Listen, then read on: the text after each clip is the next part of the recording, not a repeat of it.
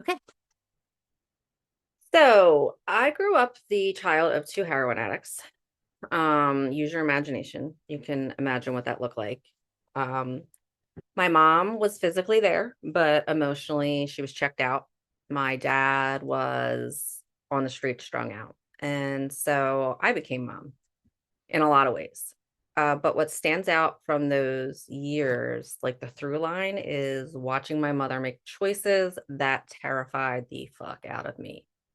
Choices that were illegal, unethical, just plain wrong. And I promised myself I would never become her. No matter how hard I tried, though, and no matter how hard I tried to avoid it, addiction and these parallels between my mother's life and my life um, still kept showing up. So at 15, I moved out of my mom's house, thinking I could escape that dysfunction. Which was my stepfather, my mom, and then my brother and my sister. I graduated high school. I started working full time. And when my mom finally left my abusive stepfather and put him in jail, I moved back in to help her out. I signed a lease to a new house to try to give my brother and my sister and her some stability. I was still under the age of 20 years old. Um, by the time I turned 20, this was like maybe 2 years in or so. Uh, my sister punched me in the face, like straight in the face. Um, and my mom did nothing about it. And I was like, fuck this shit. I'm taking my name off the lease. I'm out of here. So I pieced out. And I got my own place and at 20 years old.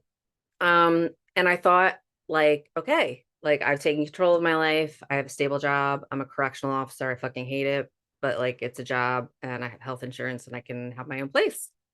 I was in a relationship with a serious boyfriend at the time. He was my high school boyfriend, and he was good to me. But after we broke up, I fell into a relationship with a man who then became my abuser. For 2 years, I endured every kind of abuse with him. He stripped away my confidence, my sense of self, my sense of hope.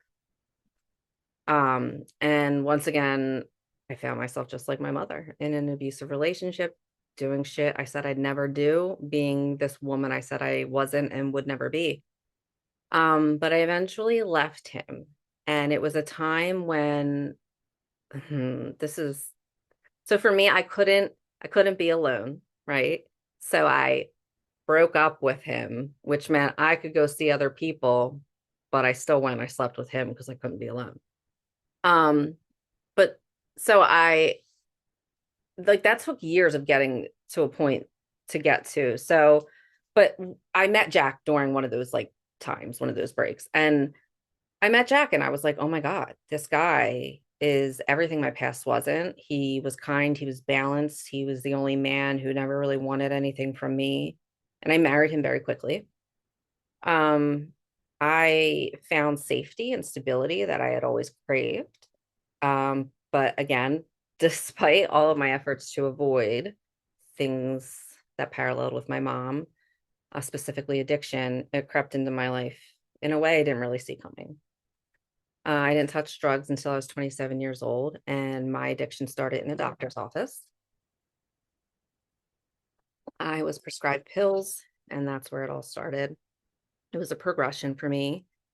But just 5 months into our marriage, I was hooked. The chaos was overwhelming, but Jack stood by me and he supported me through treatment, and we stayed married. But the chaos, it went on for 5 years. There were car accidents, there was a DUI, there were four flat tires because I drove the wrong way over spikes in a parking lot, and that was the longest ride home ever. Him and his friend had to come pick me up at the train station. I was high and nobody said a word. It was terrible. I just heard about it later, how terrible it was. I don't really exactly remember. There were hallucinations, embarrassments, so many times, like so many slurred words, so many slurred words.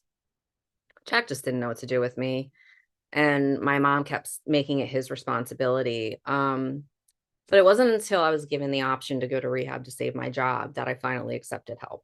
Um, I accepted help because I needed money to buy drugs, and I needed my job to make money to buy those drugs. And so I went to treatment.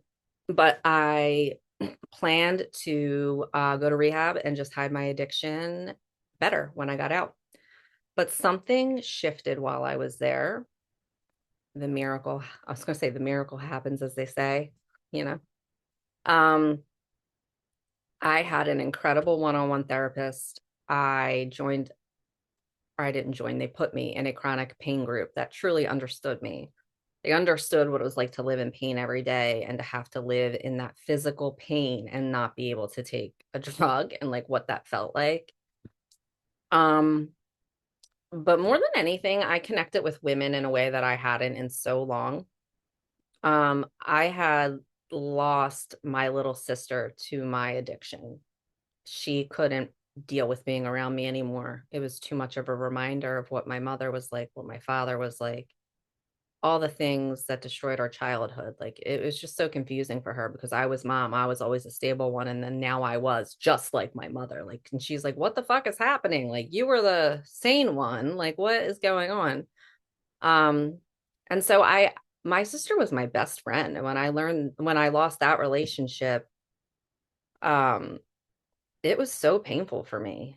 So I connected with women in a way I hadn't in a long time. I laughed a lot at my own expense and at my own addiction, something I could never do. Like could not. I couldn't even like approach thinking about laughing about it. I couldn't even say like I forgave myself for it. But I was forgiving myself for it. I was letting go of shame. I spent years avoiding the label addict because I didn't want to be like my mom. Um, but drugs did. They took my addiction to an unmanageable level, and I overdosed and I almost died a year before I went to treatment.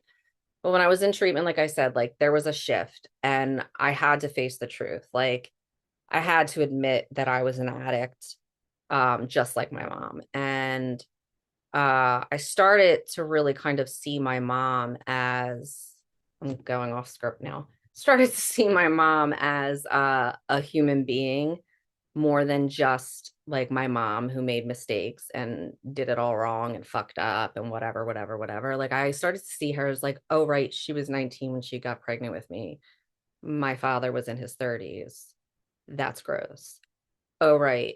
She was at her prom calling your dad and he was putting his other child to sleep. That's gross. Like, okay, right. And then like all of these things that were just so fucked up. And I'm like, she got pregnant by him and then had you and then your brother and sister all by the age of 25. And then how old was he at that point? I don't even know. And like he was fuck beating her up while she was pregnant all the time. And like, just horrible, horrible situations. Like, and I just think about her trauma and what she went through, and I could see her as a different person, and I could let go a lot of that, like, I guess that like hurt child lens. Like, I could take that down and just see like the human being, you know. Um, so with that, I was able to, I guess, become a little bit more comfortable with the term or the word addict or the fact that we were kind of the same. Um,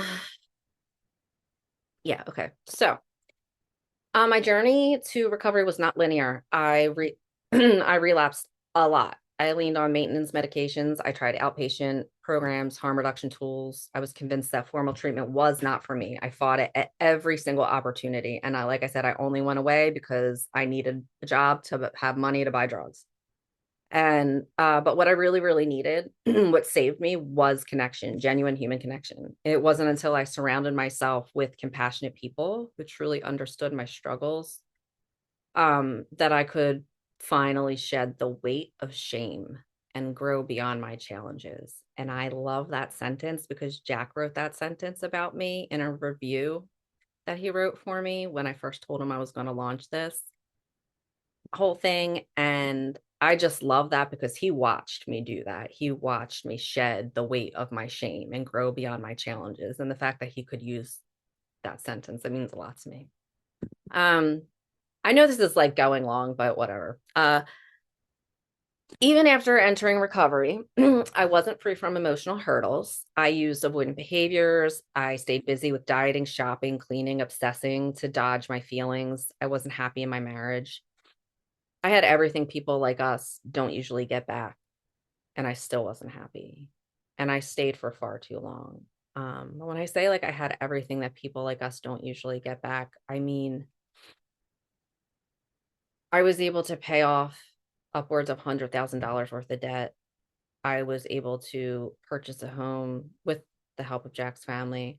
We were able to purchase Jack's dream car. We were able to uh, get me the SUV that I always wanted.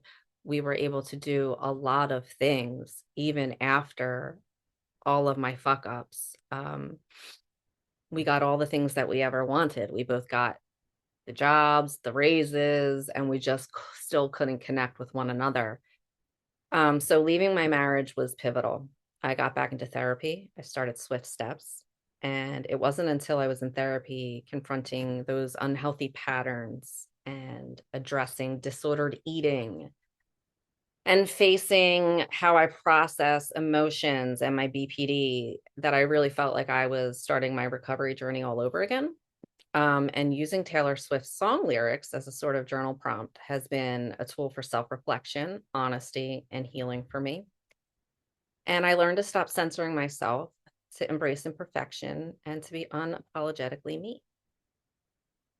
Mentally and physically, or I'm not physically because I do not exercise. Emotionally, I'm in a much better place.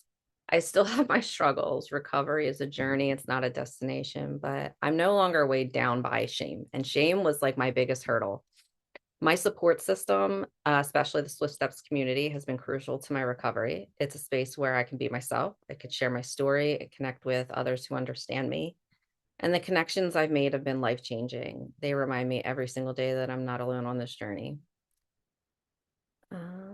I'm constantly working on being present, accepting my emotions, not judging them, and letting go of the need to fix everything. But I'm committed to this journey, and I know that with the support that I have, I can keep moving forward.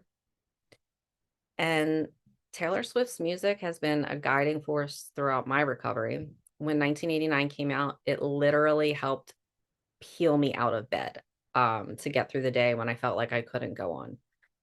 And in 2024, which you guys already know, I launched Swift Steps, took a leap of faith, and found all you wonderful people.